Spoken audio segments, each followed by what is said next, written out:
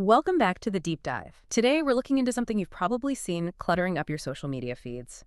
It's those online boutiques, the ones promising amazing luxury stuff at prices that seem, well, frankly, too good to be true.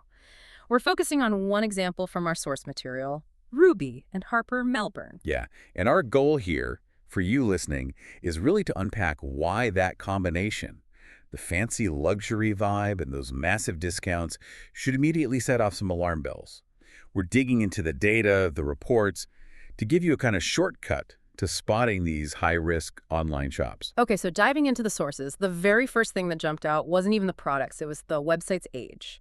They present themselves like they've been around, but the domain, it was just weeks old, barely registered. And that newness, it translates directly into risk. Right. Automated checks flagged it instantly. We're talking a trust score of 1 out of 100. 1, that's not just low, that's basically screaming suspicious activity. 1 out of 100, wow. Yeah, it signals things like hidden ownership details, generic hosting, often overseas. It's the classic setup for a pop-up site. Grab the money and disappear. And that lack of history ties right into the next big problem, doesn't it? The whole Melbourne branding. It sounds local, Australian, but our sources found, well, nothing concrete. No verified ABN, the Australian business number, no confirmed Aussie headquarters. Exactly. No ABN means no properly registered Aussie business you can actually track down.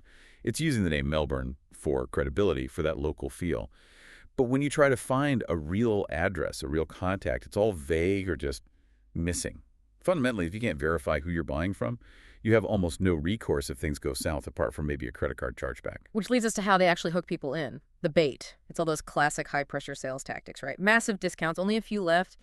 Constant warehouse sales. Absolutely. It's pure FOMO, fear of missing out. Get people rushing, feeling like they have to buy now before the deal vanishes. That urgency is specifically designed to make you skip the checks we just talked about, skip looking for that ABN or a real address. And unfortunately, it seems to work, at least initially, because the reports started piling up pretty fast on forums, consumer sites, people identifying Ruby and Harper Melbourne as just one part of a bigger scam network. How does that happen so quickly with a new domain? Because it's often not really new. These groups use templates, they recycle site designs, maybe even slightly alter domain names. They're built to process a surge of orders fast, before the bad reviews completely tank their reputation, essentially. And the complaints are depressingly consistent across this network. Items are terrible quality, sizing is way off, usually smaller overseas sizing. They arrive super late, like months late, if they arrive at all.